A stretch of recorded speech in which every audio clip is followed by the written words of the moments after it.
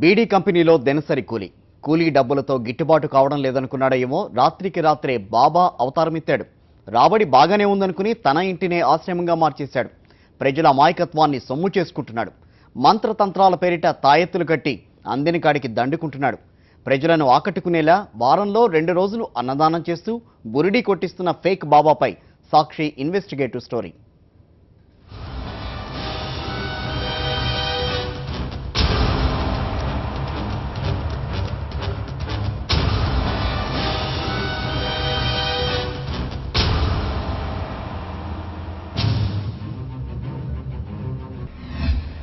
రాజన్న సిరిసిల్ల జిల్లాలో బాబాగా మారిన బీడీ కార్మికుడు. ప్రజల అమాయకత్వాన్ని సొమ్ము చేసుకుంటున్న బురిడి బాబా.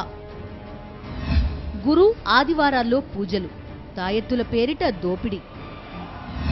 గతంలో గొలుసుకట్టు ఫైనాన్స్తో గోల్మాల్. నేడు బాబా అవతారంలో పైసా వసూల్. ప్రజల అమాయకత్వాన్ని ఆసరాగా చేసుకుని మంత్రతంత్రాల పేరిట పూజలు నిర్వహిస్తూ సొమ్ము చేసుకుంటున్నాడు. ప్రతి ఆది గురువారాల్లో బాబా అవతారంలో భక్తులకు దర్శనమిస్తూ వారిని బురిడి కొట్టిస్తున్నాడు. తన వద్దకు వచ్చే అమాయక ప్రజలకు లేనిపోని సమస్యలంటగట్టి పరిష్కారం పేరిట డబ్బులు గుంజుతున్నాడు. ఈయన పేరు పరశురామ్ గౌడ్. మనం చెప్పుకుంటున్న బాబా మరెవరో కాదు, ఈయనే జీనా సాహెబ్ పీర్ బాబా. రాజన్న సిరిసిల్ల జిల్లా ఎల్లారెడ్డిపేట మండలం వెంకటాపూర్కు చెందిన పరశురామ్ గౌడ్ ఏ వ్యాపారం చేసినా కలిసి రాలేదు. అన్నింట్లోనూ నష్టాలే తప్ప లాభాలు లేకపోవడంతో బాబా అవతారమెత్తాడు.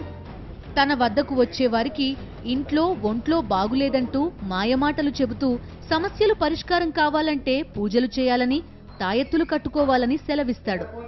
బాబా మాటలు నమ్మిన వారు పూజలు చేయించుకోవడానికి, తాయెత్తులు కట్టించుకోవడానికి సిద్ధపడితే పూజా సామగ్రి పేరిట చాంతాడంత లిస్టు రాసిస్తాడు. ఆ సామగ్రి అంతా బాబా దగ్గరే కొనాలి. ఆ తర్వాత ఏవేవో మంత్రాలు చదివి 4 తాయెత్తులిస్తాడు.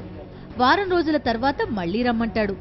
అప్పటికి నయం కాకపోతే మరో పూజ చేయాలని చెప్పి వేలాది రూపాయలు వసూలు చేస్తాడు. డబ్బులు ఎక్కువ ఇస్తే ఏకంగా ఇంటికే వచ్చి పూజలు చేస్తాడు. బురిడి బాబా బుట్టలో పడి సిరిసిల్ల, సిద్దిపేట, కామారెడ్డి జిల్లాల్లో వందలాది మంది మోసపోయారు.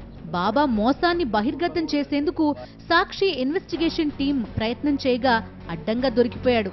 అనుమతి లేకుండా లోపలికి ఎలా వచ్చారంటూ బెదిరించాడు.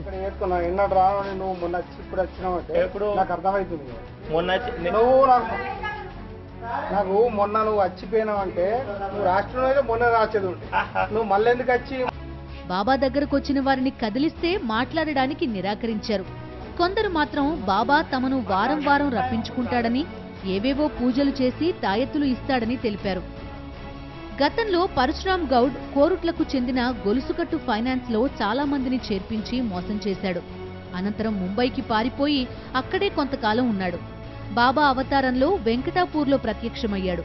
అప్పట్నుంచి బాబా ముసుగులో పూజలు చేస్తూ, తాయెత్తులు కడుతూ, డబ్బులు వసూలు చేస్తూ కోట్లకు పడగలెత్తాడు. కొద్ది కాలంలోనే 2 అంతస్తుల భవనం నిర్మించుకోవడమే కాకుండా ఓ ఆశ్రమం ఏర్పాటు చేశాడు.